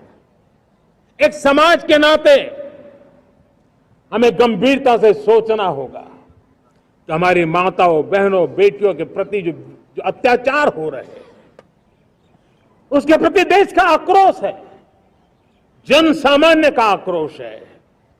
इस आक्रोश को मैं महसूस कर रहा हूं। इसको देश को, समाज को, हमारी राज्य सरकारों को गंभीरता से लेना होगा। महिलाओं के विरुद्ध अपराधों की जल्द से जल्द जांच हो, राक्षसी कृत्य करने के वालों को जल्द से जल्द कड़ी सजा हो। वो समाज में विश्वास पैदा करने के लिए जरूरी है। मैं ये भी बताना चाहूंगा कि जब बलात्कार की या महिलाओं पर अत्याचार की घटनाएं घटती हैं तो उसकी बहुत चर्चा होती है, बहुत प्रचार होता है, मीडिया में छाया रहता है। लेकिन जब ऐसे राक्षसी मनोवृत्ति व्यक्ति को सजा होती है तो वो खबरों में कहीं नजर नहीं आती, एक कोने में कहीं पड़ा रहता है। अब समय की मांग है कि जिनको सजा होती है उसकी व्यापक चर्चा हो, ताकि ऐसा पाप करने वालों को भी डर पैदा हो कि ये पाप करने की हालत ये होती है कि फांसी पर लटकना पड़ता है। और मुझे लगता है कि डर पैदा करना बहुत जरूरी है। मेरे प्यारे देशवासियों, हमारे देश में ऐसी एक आदत बन गई थी स्वभाव से, हम देश को कम आंकना, देश के प्रति गौरव के भाव का अभाव होना, ये पता नहीं क्यों हमारे जहन में घुस गया था। और हम तो कभी कभी तो लेट आए तो कहते थे इंडियन टाइम, शर्म के साथ हम बोल देते थे। देश को इन चीजों से हमने बाहर लाने में सफलता पाई है। किसी जमाने में कहा जाता था अरे खिलौने भी बाहर से आते थे, वो दिन देखे हमने। आज मैं गर्व से कह सकता हूं कि मेरे देश के खिलौने दुनिया के बाजार में अपनी धमक लेकर के पहुंच रहे हैं। खिलौने हमारे एक्सपोर्ट होने शुरू हुए। तो एक जमाना था हम मोबाइल फोन इंपोर्ट करते थे, आज मोबाइल फोन का मैन्युफैक्चरिंग का इकोसिस्टम बना है, एक बहुत बड़ा हब बना है, और आज हम मोबाइल फोन दुनिया में एक्सपोर्ट करने लगे हैं। ये भारत की ताकत है। साथियों, भविष्य के साथ सेमीकंडक्टर जुड़ा हुआ है, आधुनिक टेक्नोलॉजी जुड़ी है, एआई जुड़ा हुआ है। हमने सेमीकंडक्टर मिशन पर काम शुरू किया है। हर उपकरण में मेड इन इंडिया चिप क्यों न हो, क्यों ये सपना मेरे देश का नौजवान देखे। टैलेंट यहां है, सारे इस प्रकार के रिसर्च काम हिंदुस्तान में होते हैं, तो अब प्रोडक्शन भी हिंदुस्तान में होगा, सेमीकंडक्टर का काम भी हिंदुस्तान में होगा, और हम एंड टू एंड सॉल्यूशन दुनिया को देने की ताकत रखते हैं। और हम उसको साथियों, एक जमाना हमने देखा है 2G के लिए हम कैसा संघर्ष करते थे। आज हर उपकरण में हम देख रहे हैं, हम तेजी से आगे बढ़े। और 5G जिस तेजी से पूरे देश में रोल आउट हुआ, हिंदुस्तान के करीब करीब सभी क्षेत्रों में 5G पहुंच गया। वो विश्व में तेज गति से 5G पहुंचाने में हम आगे रहे। और देश साथियों, मैंने कहा हम रुकने वाले नहीं हैं। 5G पे रुक जाना हमें मंजूर नहीं है। हम 6G पर अभी से मिशन मोड में काम कर रहे हैं, और विश्व में हम उसमें भी अपनी धमक जमाएंगे, ये मैं विश्वास से कहता हूं। मेरे प्यारे साथियों, डिफेंस सेक्टर हमारी आदत हो गई थी। डिफेंस बजट कितना ही क्यों न हो, लेकिन कभी कोई सोचता नहीं था कि डिफेंस बजट बढ़ा तो जाता कहां है। डिफेंस बजट विदेशों से खरीदी में चला जाता था। अब हम चाहते हैं हम आत्मनिर्भर बने, और मैं हमारी डिफेंस फोर्सेस का हृदय से धन्यवाद करता हूं। उन्होंने हजारों ऐसी चीजें लिस्ट कर दी है। उन्होंने तय किया है कि हम विदेश से नहीं लाएंगे। राष्ट्र के लिए जीना क्या कहते हैं, ये हमारे सेना के जवानों ने दिखाया है, और उसके कारण डिफेंस के सेक्टर में हम आत्मनिर्भर होते चले जा रहे हैं। आज डिफेंस मैन्युफैक्चरिंग में भारत की पहचान बनी है, और मैं आज खुशी से कह सकता हूं कि जो देश कभी डिफेंस की हर छोटी मोटी चीज बाहर से लाता था, आज धीरे धीरे दुनिया के कई देशों में हम जो डिफेंस के इक्विपमेंट मैन्युफैक्चर कर रहे हैं वो हम एक्सपोर्ट करने लगे हैं। दुनिया में डिफेंस हब, मैन्युफैक्चरिंग हब के रूप में हम धीरे धीरे उभर रहे हैं। हम मैन्युफैक्चरिंग क्षेत्र को बढ़ावा देना चाहते हैं क्योंकि रोजगार के लिए सर्वाधिक आवश्यक है। आज पीएलआई स्कीम को बहुत बड़ी सफलता मिली है। एफडीआई रिफॉर्म्स, उसने भी हमें बहुत बड़ी ताकत दी है। एमएसएमईज को बहुत बड़ा बल मिला है, नई व्यवस्थाएं विकसित हुई है और उसके कारण हमारा मैन्युफैक्चरिंग सेक्टर, हम दुनिया का एक मैन्युफैक्चरिंग हब बने। जिस देश के पास इतनी नौजवान शक्ति हो, जिस देश के अंदर ये सामर्थ्य हो, हम मैन्युफैक्चरिंग की दुनिया में भी इंडस्ट्री 4.0 में हम बहुत बड़ी ताकत के साथ आगे जाना चाहते हैं और इसके लिए आवश्यक स्किल डेवलपमेंट, उस पर भी हमने बल दिया है। और स्किल डेवलपमेंट में भी हमने नए मॉडल तय किए हैं। हमने जन भागीदारी को जोड़ा है ताकि तुरंत रिक्वायरमेंट के अनुसार स्किल डेवलपमेंट हम कर सके। और मुझे विश्वास है, मैं लाल किले की प्राचीर से कह रहा हूं, वो दिन दूर नहीं होगा जो भारत इंडस्ट्रियल मैन्युफैक्चरिंग का हब होगा, दुनिया उसकी तरफ देखती होगी। आज विश्व की बहुत बड़ी कंपनियां भारत में निवेश करना चाहती हैं। ये चुनाव के बाद मैंने देखा, मेरे तीसरे कार्यकाल में जितने लोग मुझसे मिलने के लिए मांग कर रहे हैं वो ज्यादातर निवेशक लोग हैं, विश्व भर के निवेशक हैं। वो आना चाहते हैं, भारत में निवेश करना चाहते हैं। ये एक बहुत बड़ा गोल्डन अपॉर्चुनिटी है। मैं राज्य सरकारों से आग्रह करता हूं कि आप निवेशकों को आकर्षित करने के लिए स्पष्ट नीति निर्धारित कीजिए, गुड गवर्नेंस का आश्वासन दीजिए, लॉ एंड ऑर्डर सिचुएशन के लिए उनको भरोसा दीजिए। हर राज्य एक तंत्र स्पर्धा में आगे आए। राज्य राज्य के बीच निवेशकों को खींचने के लिए स्पर्धा होनी चाहिए, निवेशकों के लिए, ताकि उनके राज्य में निवेशक आएंगे, उनके राज्य के नौजवानों को स्थानीय रूप से अवसर मिलेगा, रोजगार का अवसर मिलेगा। नीतियों में परिवर्तन लाना चाहिए तो ग्लोबल रिक्वायरमेंट के अनुसार नीतियों को राज्यों ने परिवर्तित करना चाहिए। लैंड की आवश्यकता है तो राज्यों ने लैंड बैंक बनानी चाहिए। गुड गवर्नेंस सिंगल पॉइंट पर काम करने के लिए राज्य जितने प्रोएक्टिव होंगे, जितने ज्यादा प्रयास करेंगे, जो निवेशक आ रहे हैं वो कभी भी वापस नहीं जाएंगे। सिर्फ भारत सरकार से काम ये होता नहीं है, राज्य सरकारों की बहुत बड़ी आवश्यकता होती है, क्योंकि जो भी प्रोजेक्ट लगने वाला है उस राज्य में लगने वाला है, उसको हर राज्य के साथ रोजमर्रा का काम पड़ता है। और इसलिए मैं राज्यों से आग्रह करूंगा कि जब विश्व पूरा भारत की तरफ आकर्षित हो रहा है, विश्व पूरा भारत में निवेश करने के लिए प्रतिबद्ध हो रहा है, तब ये हमारा दायित्व बनता है कि हमारी पुरानी आदतें छोड़ करके स्पष्ट नीति के साथ हम आगे आए। देखिए, आपको परिणाम अपने राज्य में दिखाई देगा और आपका राज्य भी चमक उठेगा, ये मैं आपको विश्वास देता हूं।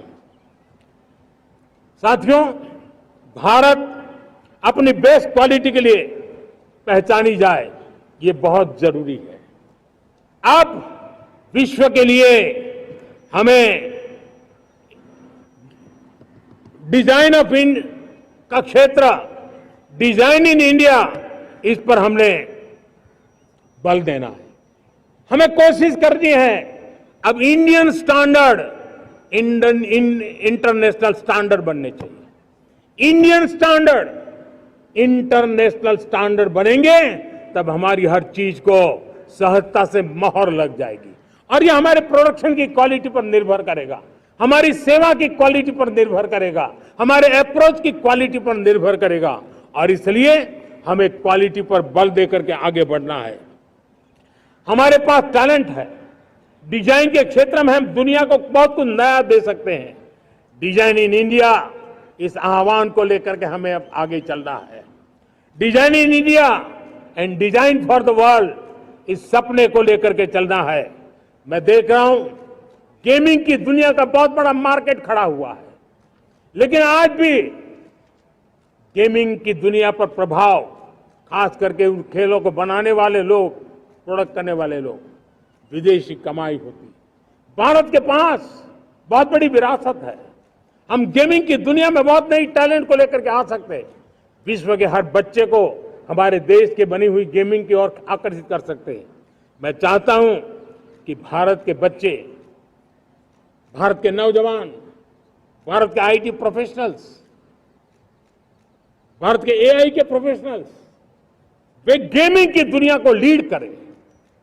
खेलने में नहीं, गेमिंग की दुनिया में हमारे प्रोडक्ट पूरे विश्व में पहुंचने चाहिए और पूरी दुनिया में हमारे एनिमेटर्स काम कर सकते हैं।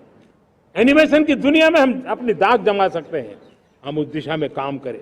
मेरे प्यारे देशवासियों, आज विश्व के अंदर ग्लोबल वार्मिंग, क्लाइमेट चेंज हर क्षेत्र में चिंता और चर्चा का विषय रहता है। भारत ने उस दिशा में काफी कदम उठाए हैं। हम विश्व को आश्वस्त करते रहे हैं और शब्दों से नहीं, अपने कार्यों से, प्राप्त परिणामों से हमने विश्व को आश्वस्त भी किया है और विश्व को आश्चर्यचकित भी किया है। हम ही हैं जिन्होंने सिंगल यूज प्लास्टिक पर प्रतिबंध लगाया है। हमने रिन्यूएबल एनर्जी पर विस्तार किया है।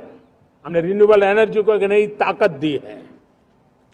आने वाले कुछ वर्षों में हम नेट जीरो फ्यूचर की ओर आगे बढ़ रहे हैं। मुझे याद है पेरिस एकॉर्ड में जिन देशों ने अपने लक्ष्य निर्धारित किए थे, आज मैं लाल किले की प्राचीर से मेरे देशवासियों की ताकत दुनिया को बताना चाहता हूं। G20 देश के समूह जो नहीं कर पाए वो मेरे देश के नागरिकों ने करके दिखाया है। मेरे देशवासियों ने करके दिखाया है। हिंदुस्तान ने करके दिखाया है। पेरिस एकॉर्ड के अंदर जो टारगेट हमने तय किए थे, उन टारगेट को समय से पहले पूरा करने वाला G20 देशों के समूह में अगर कोई है तो एकमात्र मेरा हिंदुस्तान है, एकमात्र मेरा भारत है। और इसलिए गर्व होता है साथियों।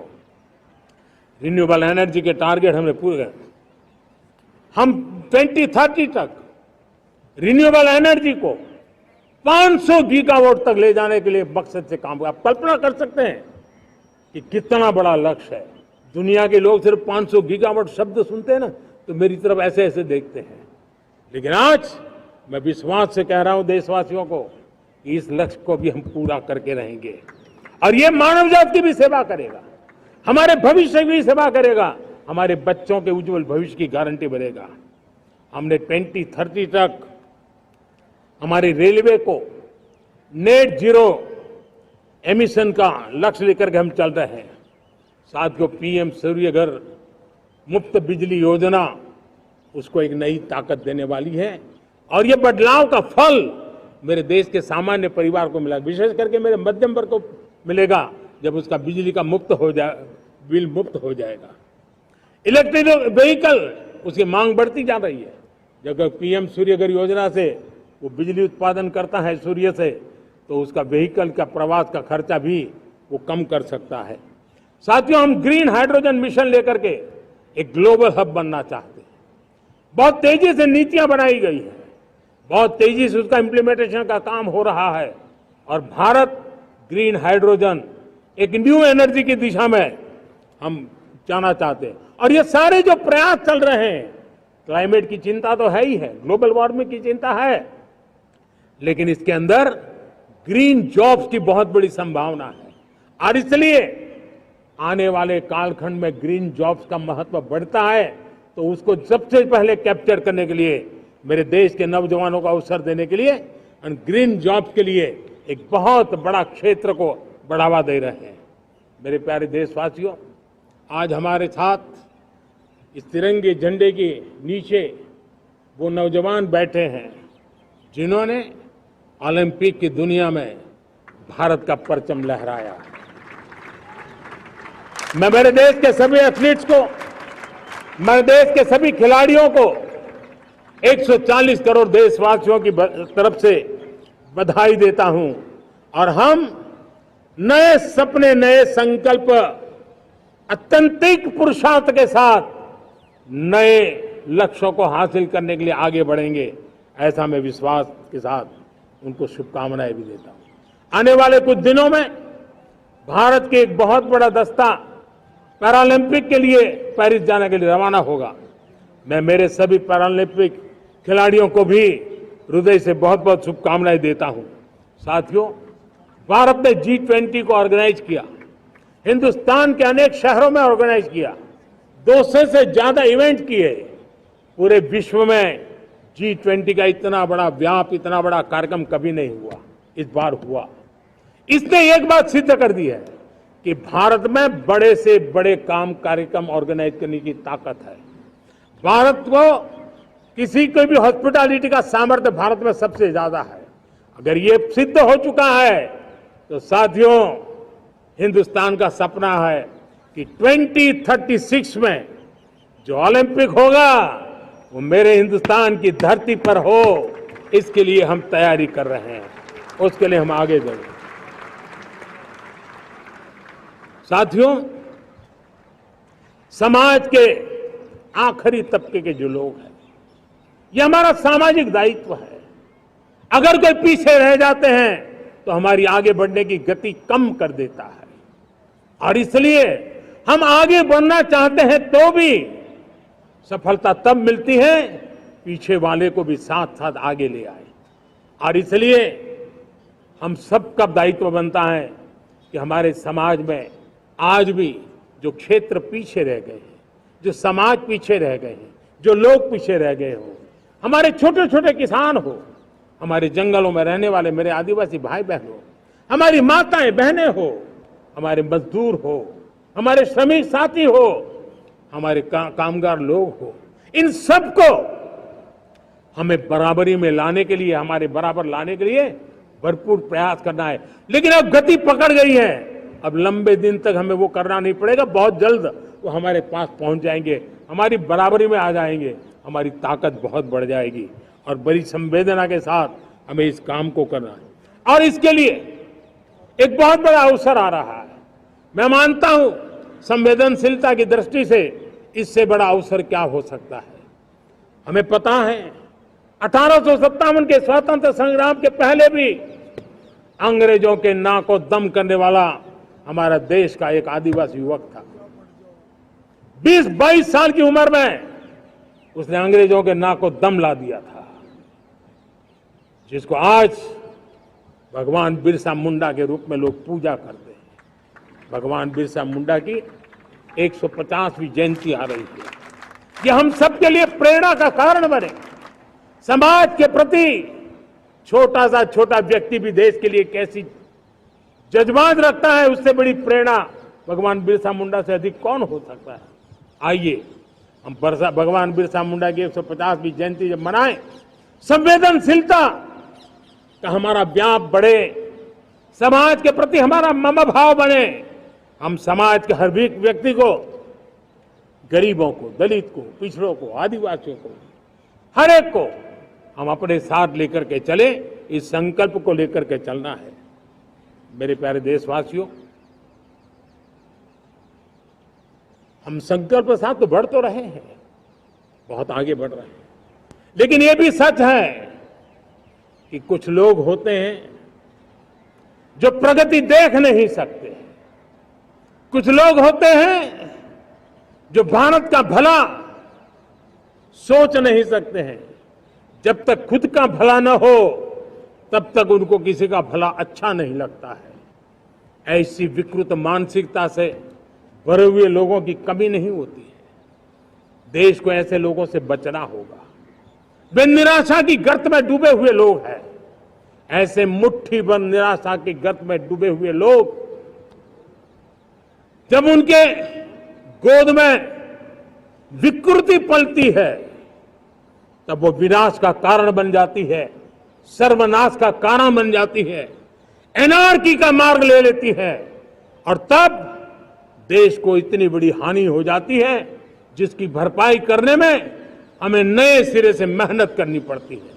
इसलिए ऐसे जो छुटपुट निराशावादी तत्व होते हैं, वो सिर्फ निराशा इतना नहीं है, उनकी गोद में विकृति पल रही है। ये विकृति विनाश के, सर्वनाश के सपने देख रही है, ताने बाने जोड़ने की प्रयासों में लगी हुई है। देश को इसे समझना होगा। लेकिन मैं देशवासियों को कहना चाहता हूं कि हम हमारी नेक नीयत से, हमारी ईमानदारी से, राष्ट्र के प्रति हमारे समर्पण से हम सारी परिस्थितियों के बावजूद भी विपरीत मार्ग पर जाने वालों के लिए भी उनके भी दिल जीत करके हम देश को आगे बढ़ने के हमारे संकल्प में कभी भी पीछे नहीं हटेंगे, ये मैं विश्वास दिला चाहता हूं। साथियों, चुनौतियां हैं, अनगिनत चुनौतियां हैं। चुनौतियां भीतर भी है, चुनौतियां बाहर भी है। और जैसे जैसे हम ताकतवर बनेंगे, जैसे जैसे हमारा तवज्जो बढ़ेगा, तो चुनौतियां भी बढ़ने वाली है, बाहर की चुनौतियां और बढ़ने वाली है। और मुझे उसका भली भांति अंदाज है। लेकिन मैं ऐसी शक्तियों को कहना चाहता हूं, भारत का विकास किसी के लिए संकट लेकर के नहीं आता। हम विश्व में समृद्ध थे, तब भी हमने कभी दुनिया को युद्ध में नहीं झोंका है। हम बुद्ध का देश है, युद्ध हमारी राह नहीं है। और इसलिए विश्व चिंतित न हो भारत के आगे बढ़ने से। मैं विश्व समुदाय को विश्वास दिलाता हूं कि आप भारत के संस्कारों को समझिए, भारत के हजारों साल के इतिहास को समझिए। आप हमें संकट मत मानिए, आप उन तरकीबों से न जुड़िए जिसके कारण पूरी मानव जात का कल्याण करने का सामर्थ्य जिस भूमि में है, उस भूमि को ज्यादा मेहनत करनी पड़े। लेकिन फिर भी मैं देशवासियों को कहना चाहता हूं, चुनौतियां कितनी ही क्यों न हो, चुनौती को चुनौती देना ये हिंदुस्तान की फितरत में है। न हम डिगेंगे, न हम थकेंगे, न हम रुकेंगे, न हम झुकेंगे। हम संकल्पों की पूर्ति के लिए 140 करोड़ देशवासियों का भाग्य बदलने के लिए, भाग्य सुनिश्चित करने के लिए, राष्ट्र के सपनों को साकार करने के लिए हम कोई कोर कसर नहीं छोड़ेंगे। हर बदनीयत वालों को हम हमारी नेक नीयत से जीतेंगे, ये मैं विश्वास देता हूं।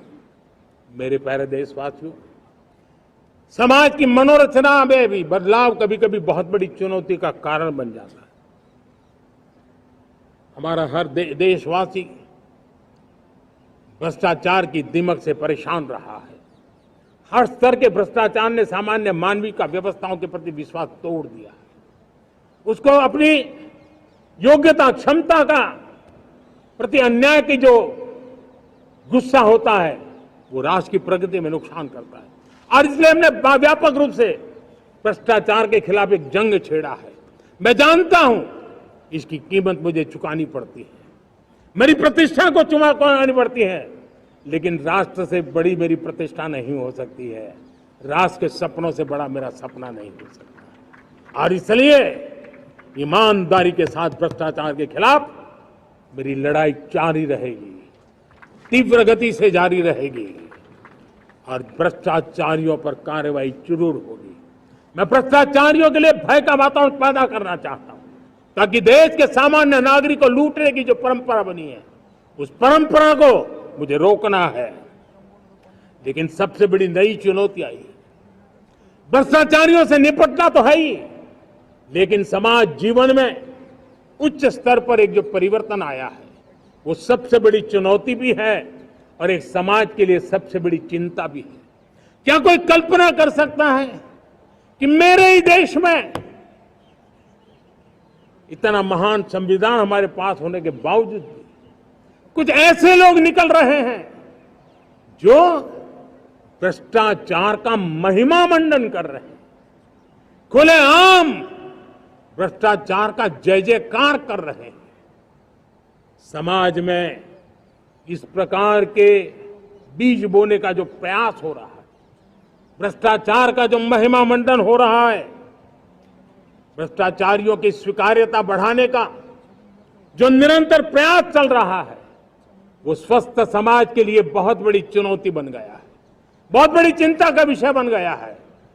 भ्रष्टाचारियों के प्रति समाज में दूरी बनाए रखने से ही किसी भी भ्रष्टाचारी को उस रास्ते पर जाने से डर लगेगा। अगर उसका महिमा मंडन होगा तो जो आज भ्रष्टाचार नहीं करता है उसको भी लगता है कि तो समाज में प्रतिष्ठा का रंग बन जाता है, उस रास्ते में जाने में बुरा नहीं है। मेरे प्यारे देशवासियों, बांग्लादेश में जो कुछ भी हुआ है उसको लेकर पड़ोसी देश के नाते चिंता होना,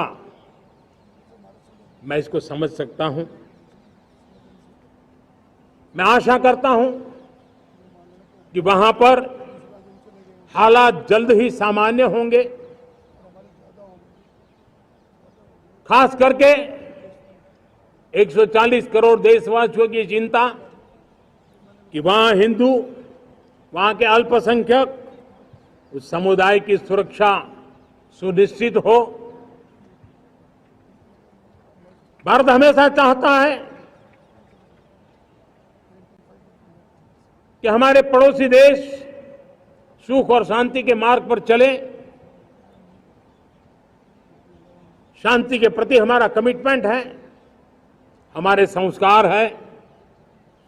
हम आने वाले दिनों में बांग्लादेश की विकास यात्रा में हमेशा हमारा शुभचिंतन ही रहेगा, क्योंकि हम मानव जाति की भलाई सोचने वाले लोग हैं।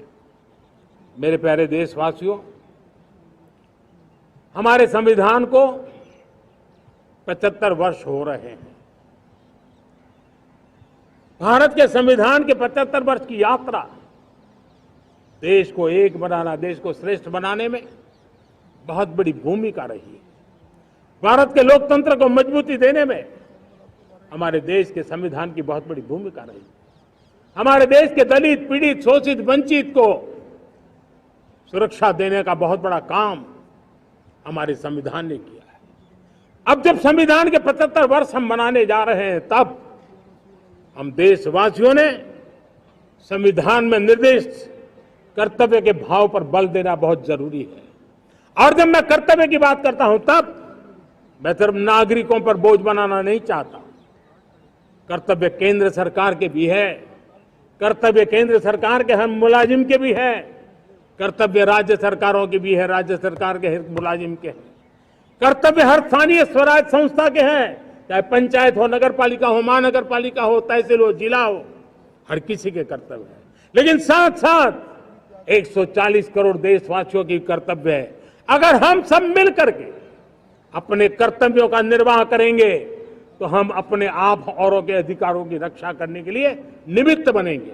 और जब कर्तव्य का पालन होता है तब अधिकारों की रक्षा निहित होती है, उसके लिए कोई अलग से प्रयास करने की जरूरत नहीं पड़ जाती है।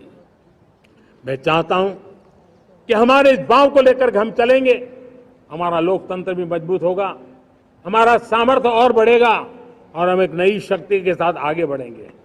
मेरे प्यारे देशवासियों, हमारे देश में सुप्रीम कोर्ट ने बार बार यूनिफॉर्म सिविल कोड को लेकर जो चर्चा की है, अनेक बार आदेश दिए हैं, क्योंकि देश का एक बहुत बड़ा वर्ग मानता है और उसमें सच्चाई भी है कि जिस सिविल कोड को हम लेकर के जी रहे हैं, वो सिविल कोड सचमुच में तो एक प्रकार का कम्युनल सिविल कोड है, भेदभाव करने वाला सिविल कोड है। ऐसे सिविल कोड से जब संविधान के 75 वर्ष मना रहे हैं और संविधान की भावना भी जो हमें कहती है करने के लिए, देश की सुप्रीम कोर्ट भी हमें कहती है करने के लिए, और तब जो संविधान निर्माताओं का सपना था, उस सपने को पूरा करना हम सबका दायित्व है। और मैं मानता हूं इस गंभीर विषय पर देश में चर्चा हो, व्यापक चर्चा हो, हर कोई अपने विचारों को लेकर के आए और उन कानूनों को, जो कानून धर्म के आधार पर देश को बांटते, जो ऊंच नीच का कारण बन जाते हैं, ऐसे कानूनों को आधुनिक समाज में कोई स्थान नहीं हो सकता है। और इसलिए मैं तो कहूंगा, अब समय की मांग है कि देश में एक सेकुलर सिविल कोड हो। हमने कम्युनल सिविल कोड में 75 साल बिताए हैं, अब हमें सेक्युलर सिविल कोड की तरफ जाना होगा और तब जाकर के देश में धर्म के आधार पर जो भेदभाव हो रहे हैं, सामान्य नागरिक को जो दूरी महसूस होती है, उससे हमें मुक्ति मिलेगी। मेरे प्यारे देशवासियों, जब मैं देश में एक चिंता हमेशा कहता हूं, परिवारवाद, जातिवाद भारत के लोकतंत्र को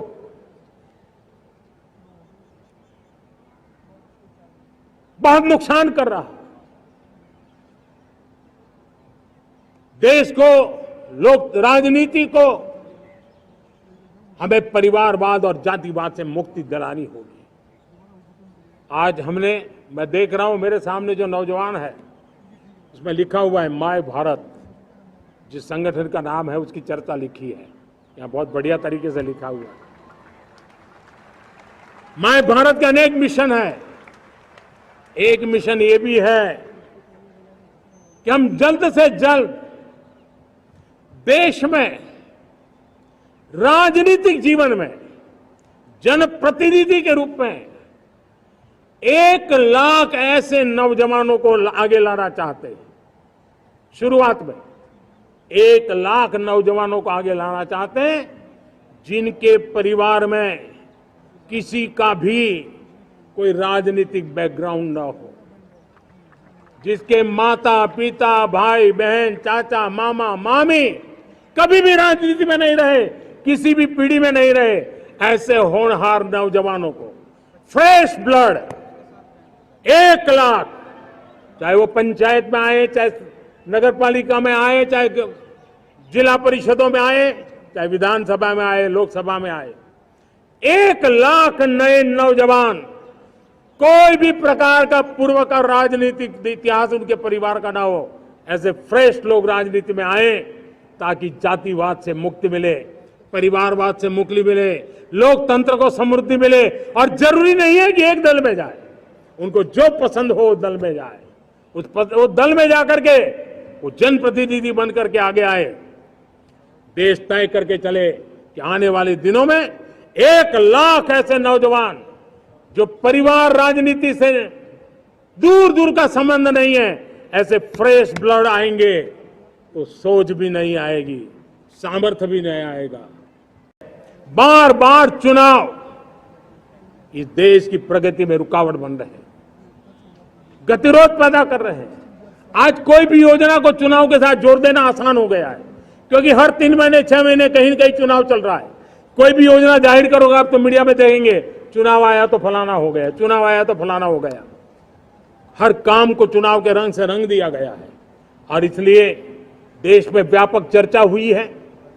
सभी राजनीतिक दलों ने अपने विचार रखे हैं। एक कमेटी ने बहुत बढ़िया अपना रिपोर्ट तैयार किया है। 1 नेशन 1 इलेक्शन के लिए देश को आगे आना होगा। मैं लाल किले से तिरंगे की साक्षी में देश के राजनीतिक दलों से आग्रह करता हूं, देश के संविधान को समझने वाले लोगों से आग्रह करता हूं कि भारत की प्रगति के लिए, भारत के संसाधनों का सर्वाधिक उपयोग जन सामान्य के लिए हो, उसके लिए 1 नेशन 1 इलेक्शन के सपने को साकार करने के लिए हमें आगे आना चाहिए। मेरे प्यारे देशवासियों, भारत का स्वर्णिम कालखंड है।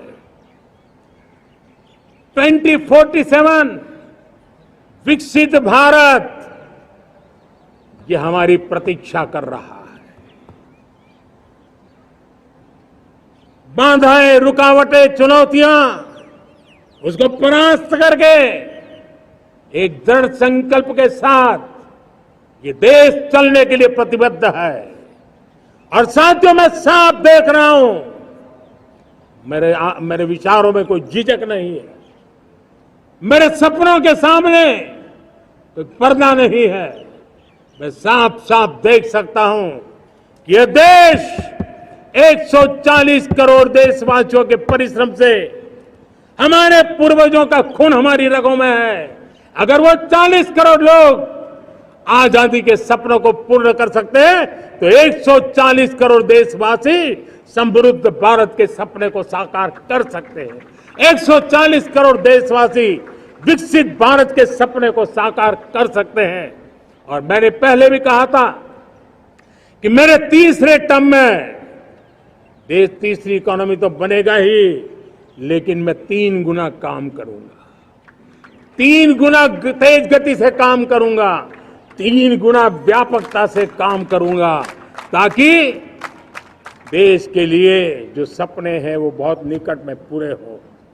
मेरा हर पल देश के लिए है, मेरा हर क्षण देश के लिए है, मेरा कण कण सिर्फ और सिर्फ मां भारती के लिए है।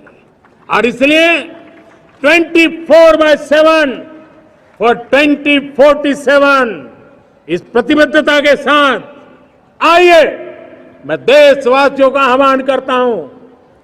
हमारे पूर्वजों ने जो सपने देखे थे, उन सपनों को हम संकल्प बनाए, अपने सपनों को जोड़े, अपने पुरुषार्थ को जोड़े, और 21वीं सदी जो भारत की सदी है, उस सदी में स्वर्णिम भारत बना के रहें, उसी सदी में हम विकसित भारत बना के रहें और उन सपनों को पूरा करते हुए आगे बढ़े। और स्वतंत्र भारत 75 साल की यात्रा के बाद एक नए मुकाम पर बढ़ रहा है, तब हम कोई कोर कसर न छोड़े। और मैं आपको विश्वास दिलाता हूं, आपने मुझे जो दायित्व दिया है, मैं कोई कोर कसर नहीं छोड़ूंगा। मैं मेहनत में कभी पीछे नहीं रहूंगा, मैं साहस में कभी कतराता नहीं हूं, मैं चुनौतियों से कभी टकराते से डरता नहीं हूं। क्यों? क्योंकि मैं आपके लिए जीता हूं, मैं आपके भविष्य के लिए जीता हूं, मैं आप भारत माता के उज्जवल भविष्य के लिए जी रहा हूं। और उस सपनों को पूरा करने के लिए आज राष्ट्र ध्वज के छाया में, तिरंगे की छाया में दृढ़ संकल्प के साथ हम आगे बढ़े। इसी के साथ मेरे साथ बोलिए, भारत माता की, भारत माता की, भारत माता की, वंदे वंदे वंदे वंदे। जय हिंद, जय हिंद।